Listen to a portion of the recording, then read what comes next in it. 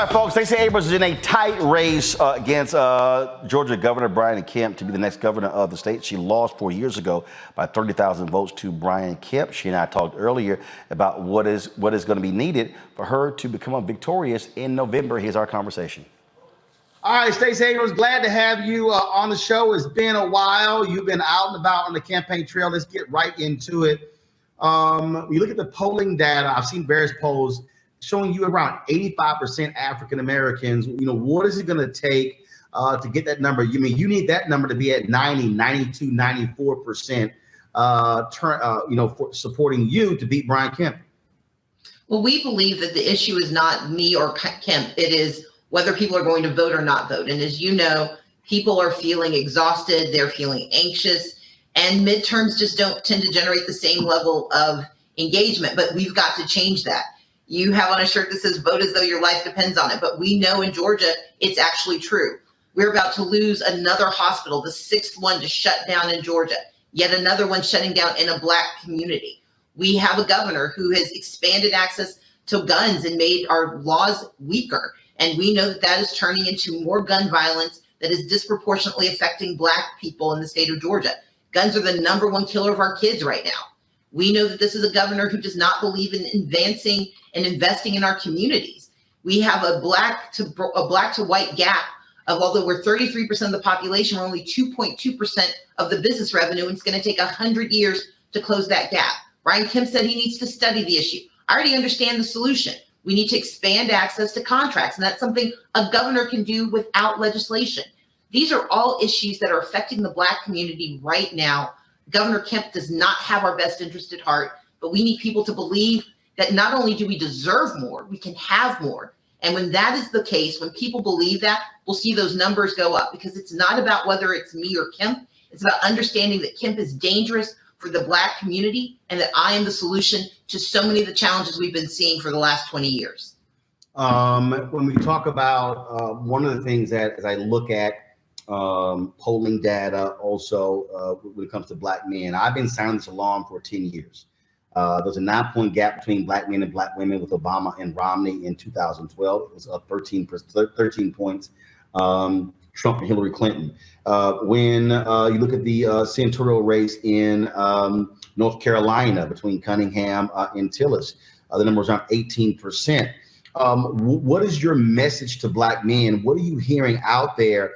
Because there's a lot of dissatisfaction with President Joe Biden, a lot of dissatisfaction with Democrats, where a group of Black men saying, hey, if you're not appealing to me economically, I'm not going to support you. What are you saying to them? Well, I begin by saying that we have seen what Brian Kemp is not willing to do. He got PPP for his business, but most Black businesses in Georgia didn't get a dime, and he did nothing to help prop up or invest in Black businesses. I did. Through my private company, we helped move money into a number of small businesses, and I've done everything I can to help them. We know that he has done nothing to help returning citizens get access to jobs and opportunity. I want to make certain we create an entrepreneur's learner's permit so that those who finish and have served their time can get access to economic opportunity. We know that too many of our young Black men are not finishing high school, and they drop out of society. I want to create apprenticeships so they can learn while they earn. I want to make certain that we are not over criminalizing them as they're young Black boys, but that we're also creating a pathway to higher education where technical college is once again free in Georgia. Republicans stop that. Democrats created free technical college. Republicans eliminated it in 2011. I want to restore it. I want to make certain that we create need-based aid in Georgia. We're one of only 2 states that does not do so. And that disproportionately harms not only Black students, but Black men.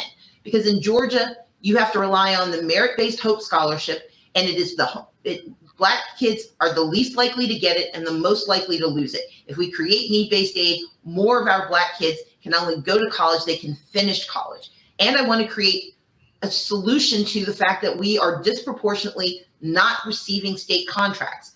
Right now, the governor has the authority to say to every single agency, you have to hit certain targets of purchasing from minority-owned businesses, especially Black-owned businesses. Brian Kemp won't do it, I will. But we can also create cluster contracts, and a lot of our Black business owners understand this. You hear about all those billions of dollars coming into the state from infrastructure and the Inflation Reduction Act, but you can't bid on those contracts because you aren't big enough yet. Well, I want to break those into smaller contracts that I call cluster contracts so that smaller companies can bid on them and win, because the prime subcontracting program does not work. You basically become the sub of a sub of a sub, Yep. and you get 10%. I want to make sure you get a piece of the pie, not the crumbs. And the governor can do that. The way I frame it, I want to be the Maynard Jackson of Georgia. What Maynard Jackson did for Black Yep. economic success in the 1970s as mayor, the governor can do for the entire state. And it doesn't require legislation, it requires leadership. Brian Kemp has not done it, will not do it. I can and I will. Well, it's a great point. And I was about to make that because when Mayor Jackson came in, Blacks were getting 0.0012% of all contracts, and that was why Atlanta is considered the Black Mecca today. When you last ran, you hit counties, you hit every county in the state. You were talking to white voters in rural Georgia. One of the issues we look at with Black farmers, but also agriculture. That's a huge issue in Georgia as well. And so what is your message to those rural, white, agriculture-based folks in Georgia that Stacey Abrams will be better for them than Brian Kemp has been? Well, I think it's two messages. It's to all rural Georgians, because in Georgia, 1/3 of our population is African American. People often mistake rural to mean white in Georgia, and actually it's much more diverse than people realize. And one of the challenges is that billions of dollars were allocated across the country through the efforts of Raphael Warnock, Cory Booker, David Scott, to get money to Black farmers through the COVID relief dollars. That money is being held up in litigation, and our governor and our attorney general have done nothing to defend Black farmers in Georgia. And it benefits every farmer in Georgia. If more money pours in and helps us expand our base, agriculture continues to be our dominant industry, and it is a benefit to everyone for Black farmers to finally get what they are owed. But the current governor has not done a thing to help bring those dollars home. In addition, I want to create a family farm fund.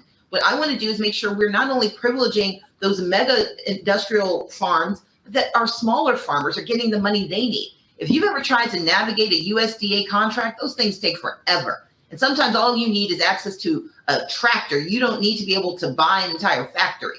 I want to make sure that we create a $5 million family fund initiative, family farm initiative, so that farmers of all races can get access to those dollars, especially those micro farms and those organic farms that can create jobs, because 1 in every 7 jobs in Georgia is in agriculture. And by expanding apprenticeships, technical college, and and making sure college is affordable, we can also take advantage of the technological changes that are happening on our farms and in agriculture. I'm the only one with a plan to make sure that all of our young people can not only have access, but can stay where they are. They don't have to move to Atlanta to get opportunity. I want to invest in the places where they live so they can grow and live where they choose. Last question for you. At the end of the day, it's about turnout. That was the case for Warnock and Ossoff in the runoff in 2020. That was the case for Biden and Harris in Georgia as well. A lot of money is going to be spent on television, a lot of money by these campaigns. But the reality is the money has to also be put on the ground, because you got to reach, picking up 2 and 3 and 4 and 1,000. That's going to be the difference between win or lose. You know that after the last election. Well, I've been lauded by some for the work I do with organizing, but it comes from a basic understanding that the efforts on the ground are what moves the needle. Air cover is absolutely important because it's how you set the narrative. It's how people know what's at stake, but it's on the ground that you get them to the polls. And that's why we've got to do both. And that's why we need people to remember the energy they felt, not only in 2020 and 2021, but in 2018. I can't be a brand new candidate again. And I'm not going to be able to generate the first time excitement, but what we can do is remember the message of that first time. We can change the future of Georgia with a governor who believes in the people of Georgia. Brian Kemp didn't commit treason once, but he has been an architect of voter suppression. He is continuing to push voter suppression activities. He is refusing to invest in our hospitals. He's lost 6 hospitals. He has stripped women of their bodily autonomy, especially Black women. He is returning us to a mass incarceration state.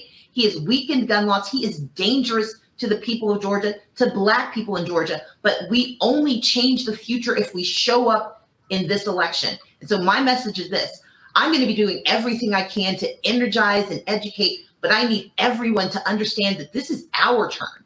We have the ability and the power to set the future, not only for Georgia, but for the South. We have seen 20 years of what Republican leadership has done. We have a chance to actually, in Georgia, change the future. 2020 and 2021 weren't flukes. They were the result of years of effort, but we can't give up now. We are this close to the finish line. And what we were able to do on the national level, we can do for ourselves in Georgia, because it is governors who decide the future. A governor created Stand Your Ground that killed Roland Martin. A governor eroded the social safety net that became the welfare reform bill. A governor did the 3 strikes you're outlaw that turned into the 94 crime bill. And Jim Crow never had a single federal law. It was all Southern governors in 9 states that stripped Black people of their humanity for 150 years. And on November 8th, we have the chance to set the future for Black Georgians, for Black Americans, and for all Georgians. And I want their help to get it done. All right, Stacey, we appreciate it. Look forward to having you back, and I'll be in Georgia soon, so we'll be on the ground there, so I'm sure our paths will cross. Thank you so much, and congratulations on your book. Appreciate it. Take care. You as well. All right, folks, back to our Roland Martin Unfiltered video in just one moment. Can you believe the nerve of these Republicans? They only want to block progress for our community. They talk about cutting Medicare and Social Security. They played politics with veterans' health care. They voted against the George Floyd Justice and Policing Act and funding for our HBCUs, and against lowering prescription drug costs for our seniors. These Republicans keep trying hard to stand in the way, but President Biden, Vice President Harris, and Democrats won't let them. They are delivering for us. The Democratic National Committee is responsible for the content of this advertising. When you talk about blackness and what happens in Black culture, we're about covering these things that matter to us, speaking to our issues and concerns. This is a genuine people-powered movement. There's a lot of stuff that we're not getting. You get it, and you spread the word. We wish to plead our own cause. Too long have others spoken for us. We cannot tell our own story if we can't pay for it. This is about covering us. Invest in Black-owned media. Your dollars matter. We don't have to keep asking them to cover our stuff. So please support us in what we do, folks. We want to hit 2,000 people, $50 this month, raise $100,000. We're behind 100,000, so we want to hit that. Y'all money makes this possible. Checks and money orders go to P.O. Box 57196, Washington, D.C. 20037-0196. The Cash App is $RM Unfiltered. PayPal is RMartin Unfiltered. Venmo is RM Unfiltered. Zelle is Roland at RolandSMartin.com.